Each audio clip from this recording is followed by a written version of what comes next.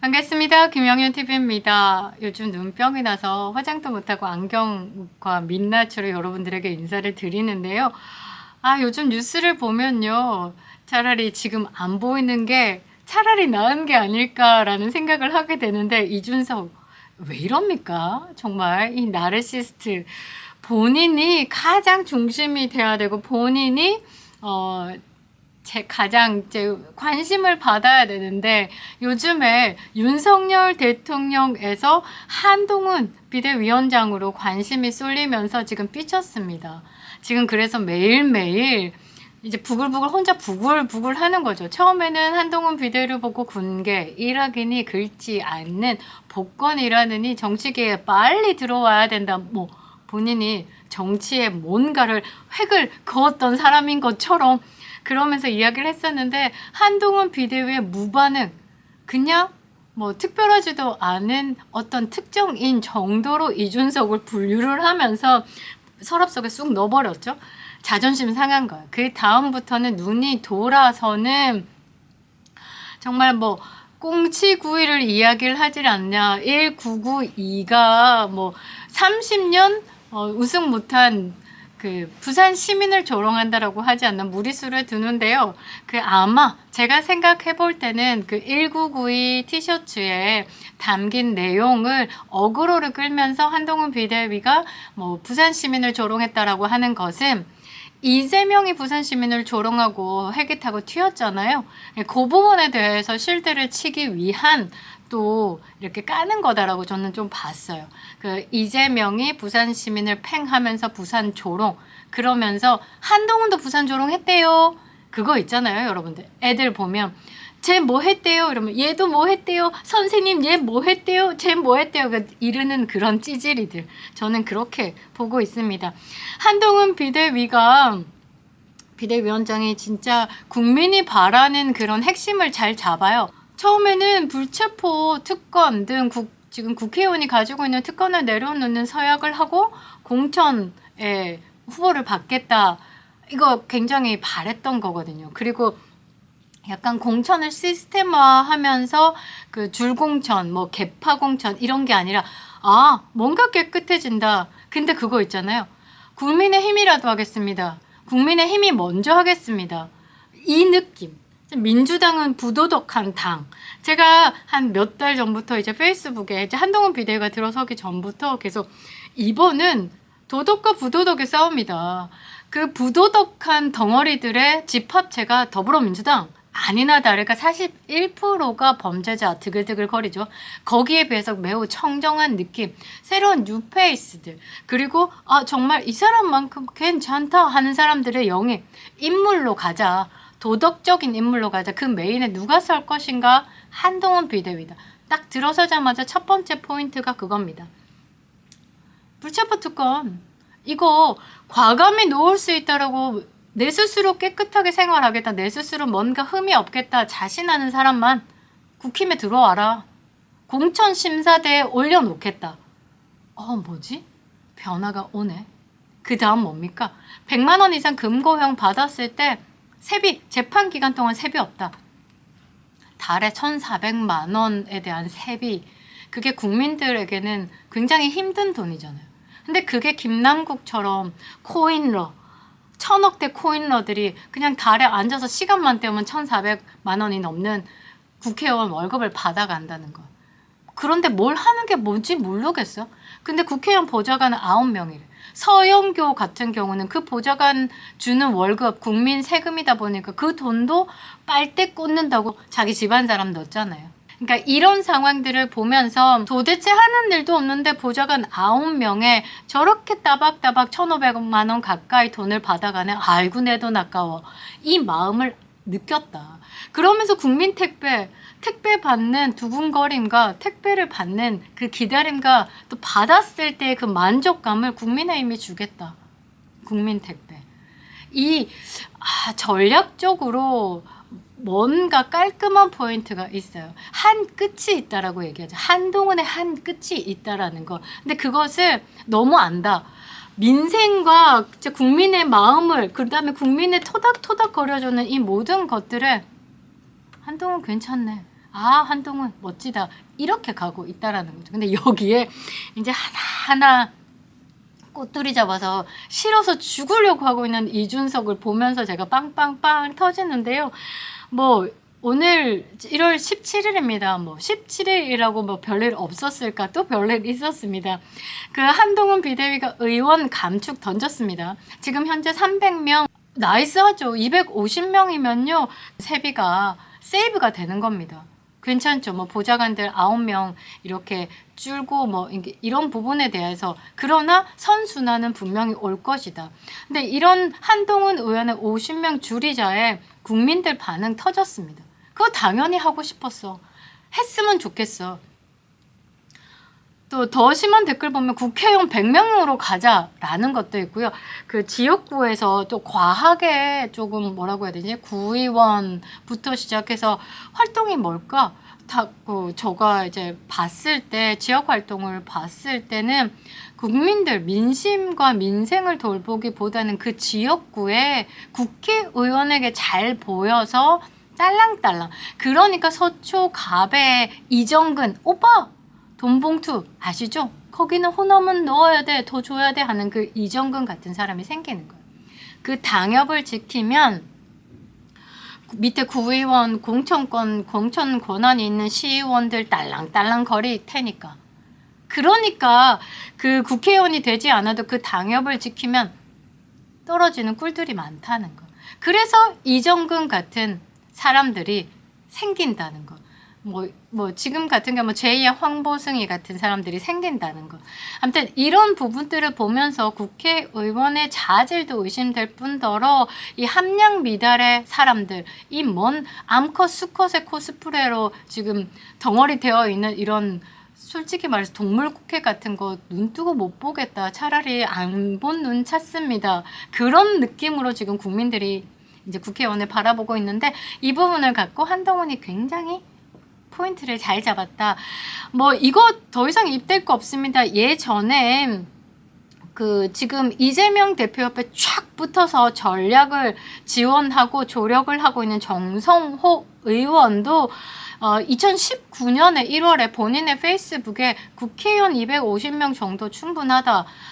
남는다. 충분하고도 줄이가 남는다. 이러면서 구체적으로 왜 그런지 본인이 필드 안에 있으면서 이야기를 합니다.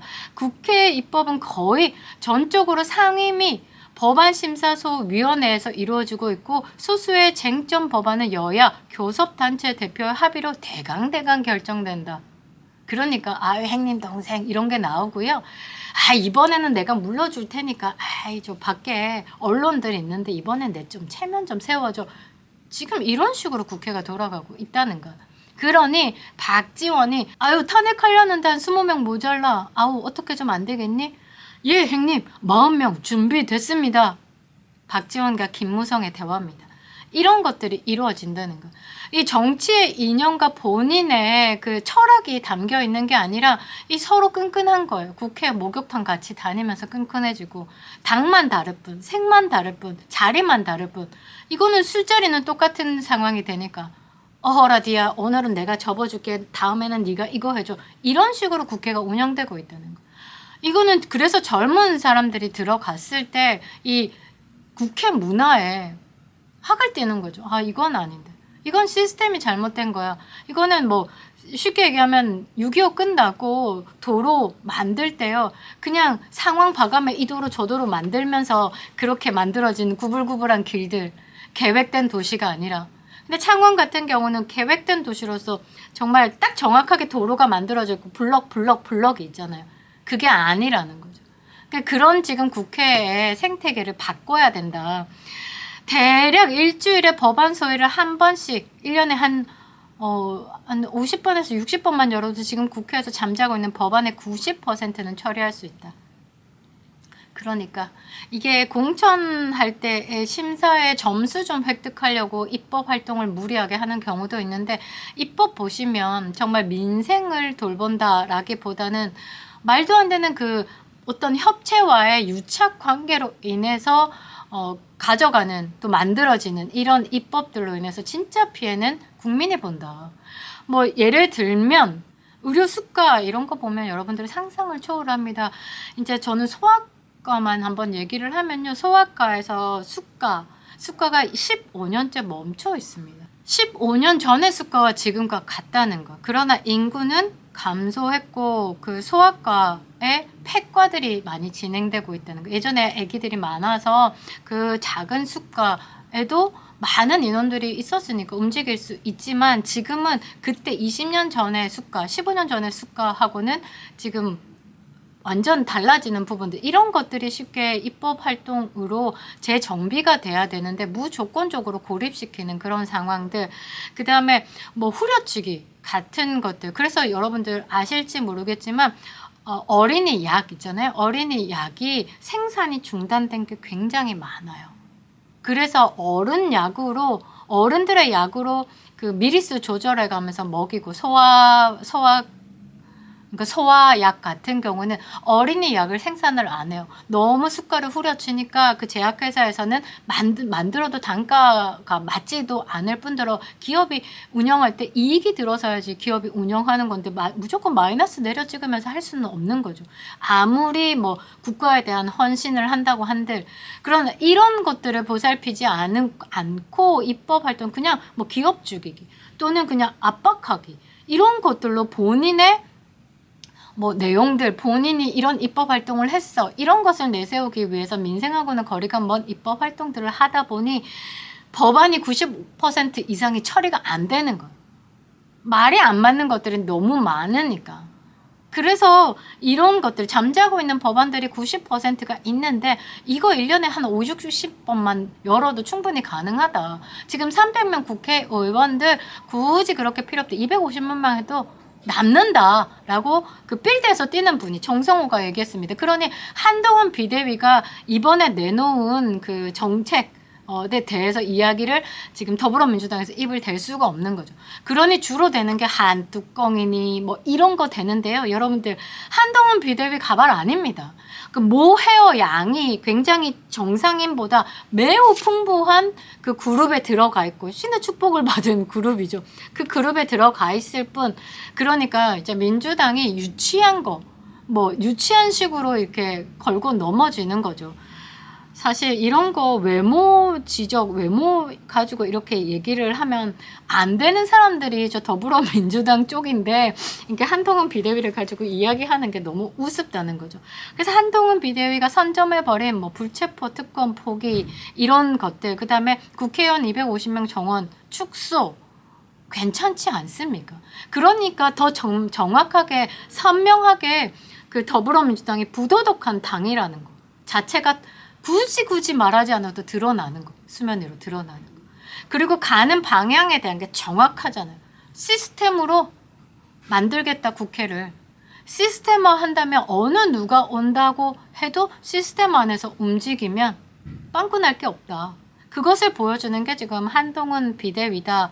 그런데 정말 눈 씻고 싶은데요. 이렇게 의원 감축 주장에 이준석이 이렇게 말합니다. 정치 혐오에 기반한 표 손대면 안 된다.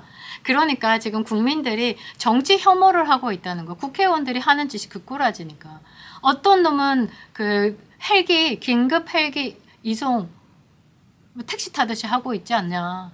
그리고 뭘 다쳤는지 잘 모르겠으나 온 나라를 들쑤시고 있고, 이런 부분들. 그 다음에 김남국 같은 경우도 거지 코스프레 빵꾸난 운동화를 신는다면서 거지 코스프레 하면서 후원금 몇 억 받더니 결국은 뒷구멍으로는 1000억대 코인 하루 종일 코인러 하고 있다는 거.